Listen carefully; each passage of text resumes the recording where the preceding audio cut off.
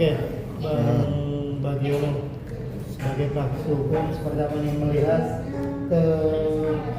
kehebohan ya pada saat persidangan Nikita Mirzani, ada bersih tegang antara jaksa dan Nikita. Abang sendiri mungkin melihat dari kewenangan jaksa itu sejauh mana sih JPU terhadap terdakwa sendiri dan batasan-batasan sejauh mana mungkin abang melihatnya? Ya, kalau kita melihat fenomena peradilan khususnya dalam kasus Nikita Mirzani ini merupakan suatu bentuk sebenarnya sebuah bentuk adanya peristiwa bagaimana yang terjadi di dalam suatu pengadilan. Kita tahu bahwa di sini berhadapan antara terdakwa dan jaksa penuntut umum, dan di mana juga ada majelis hakim. Terdakwa selalu disertai didampingi oleh pengacara ya. Nah, di dalam korelasi hukum itu kan terjadinya ada suatu proses yang dimana jaksa tugas fungsinya apa sih sebenarnya? Bagaimana dia menuntut mewakili negara untuk menuntut seorang terdakwa dengan memberikan bukti-bukti fakta hukum. Kalau koridornya pengacara adalah bagaimana membela kepentingan terdakwa, lalu memberikan argumentasi dan sebagainya. Dan yang paling penting adalah majelis di sini adalah di tengah, betul ya? Artinya bahwa mendengar para keterangan, baik keterangan dari pengacara, terdakwa dan jaksa. Nah, disinilah kita melihat suatu fenomena tersebut yang dimana dalam sistem peradilan di Indonesia itu kita lihat bahwa ada masing-masing tugas fungsi dari seorang penegak hukum. Apakah tata tertib terkait penggunaan pakaian tahanan atau pakaian oranye itu seperti apa sih Bang mekanismenya Bang? Iya, sebenarnya di dalam KUHP sendiri tidak diatur tentang pakaian, yang ada bagaimana diatur tentang tata tertib peradilan. Kita harus mengutamakan konten of, bahwa kita harus di peradilan ini harus menghormati dalam proses peradilan. Nah, karena ini peristiwa pidana, maka kita harus tahu apakah yang dimaksud ada aturan tentang pakaian terdakwa. Ini ada aturannya. Di dalam peraturan kejaksaan nomor 5 tahun 2013 itu mengatur tentang SOP. SOP ini mengatur tentang bagaimana kriteria pakaian tahanan itu diatur, ada pasalnya. Tadi undang-undangnya tadi kalau pasal 8. Pakaian yang dipakai seorang terdakwa, pakaian pink, itu pasti kasusnya adalah korupsi.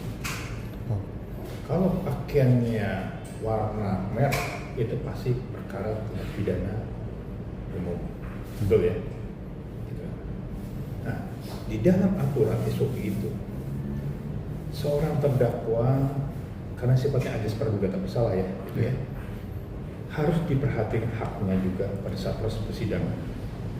Jadi pada saat proses persidangan, seorang terdakwa itu harus dihormati. Maka apa? Tangan borgolnya dibuka, bajunya dibuka. Itu ada SOP-nya, kan nggak ada itu. Nah, aturan-aturan tersebut di dalam peradilan itu maka harus tata tertibnya, bagaimana menghormati. Kita tahu bahwa majelis ini kan boleh bilang wakil Tuhan. Jadi kita harus menghormati masing-masing kepentingan.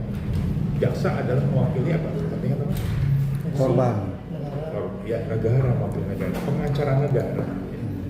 Nah, terdakwa mempunyai hak dalam undang-undang dan KUHP harus didampingi penasihat hukum. Jadi masing-masing ada aturan, lalu ada SOP masing-masing. Jadi bukan berarti nggak ada peraturannya, ada peraturan kejaksaannya.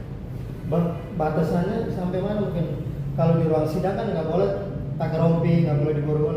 Tapi ketika sudah selesai sidang terus dia harus pulang ke rutan atau lapas, itu dia harus memakai lagi atau seperti apa? Aturannya ada nggak yang mengatur itu? Di dalam aturannya pun ada, ketika terdakwa setelah selesai persidangan, maka dia harus memakai baju tahanan lalu diborgol. Nah, itu SOP. Tujuannya itu sendiri aturan apa? dari itu aturan kejaksaan atau Peraturan kejaksaan. kejaksaan?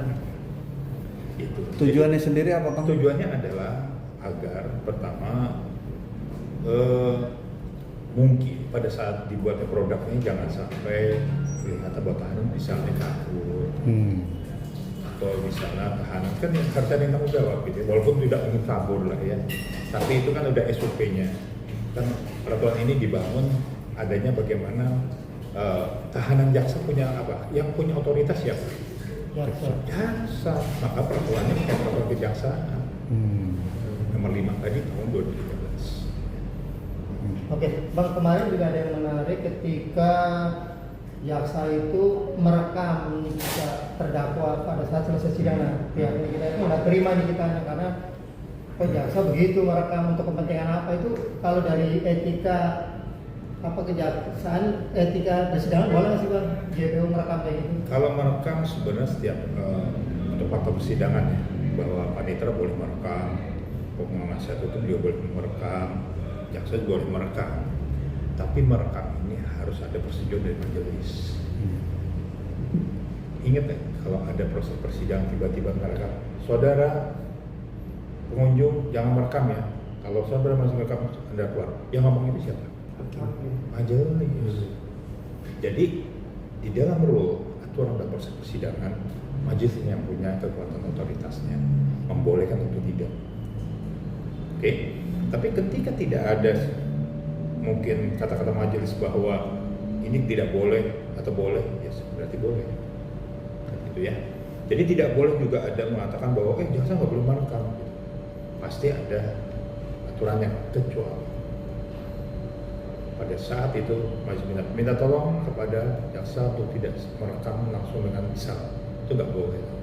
Jadi aturan ini dibangun adalah tetap otoritasnya adalah majelis hakim.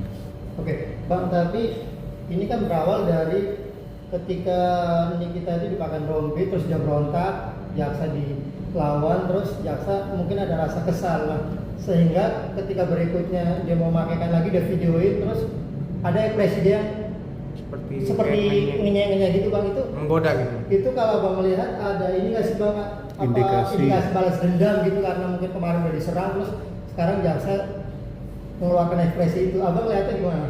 Ya kalau itu kan secara manusiawi aja ya, gestur itu dibangun tergantung kalau pas lagi bisa aja dia begini menghina atau tidak kan multi interpretasi, multi tafsir. Kecuali menghina benar, atau begitu ya. Nah itu tidak boleh. Seorang terdakwa juga manusia dan harus juga mempunyai ajas praduga tak bersalah. Lalu diberikanlah namanya kesempatan untuk bisa melakukan secara posisi dimanusiakan. Tetapi ketika jaksa ini tidak memakai hanya gestur begini, kan kita nggak tahu ya itu multitafsir apakah itu menghina atau tidak. Tetapi ketika dalam proses persidangan tidak boleh. Ketika selesai persidangan itu sifatnya gimana? Kan sudah bukan di dalam acara lagi kan persidangan. Oke, Bang.